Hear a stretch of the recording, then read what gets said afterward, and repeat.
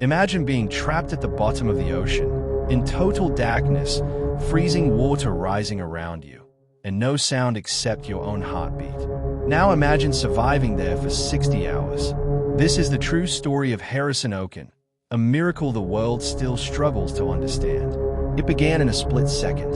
Harrison Okene, a 29-year-old Nigerian cook with short-trimmed hair, a rounded jawline, a subtle mustache, and calm, expressive eyes, was preparing for dinner on the tugboat Jaskin.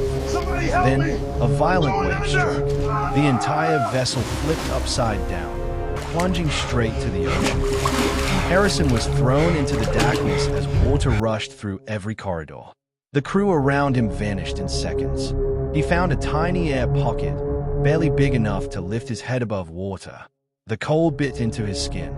The silence was crushing. Harrison steadied his breathing, knowing every inhale was using up the last of the oxygen keeping him alive. Minutes became hours. Hours became a full day. Then another, and another. By the second night, his mind drifted between prayer and panic. The water was icy, deadly quiet. Every metallic creak sounded like the ship was collapsing in slow motion. His thoughts drifted to his mother, his wife, and what his last memory might be.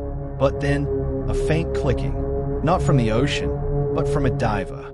A small beam of light pierced the darkness. The diver wasn't searching for survivors, only bodies. But when Harrison reached out his hand, the diver froze in shock. Against all odds, after 60 hours underwater with no food, no light, and barely any hope, Harrison Okene was alive. Experts still call it one of the most unbelievable deep-sea survival stories ever recorded, a moment many describe as the underwater resurrection. Proof that sometimes, even in total darkness, the human will fight harder than anything nature can throw at it. What would you be thinking about in what may seem like your last moments? Tell me in the comments.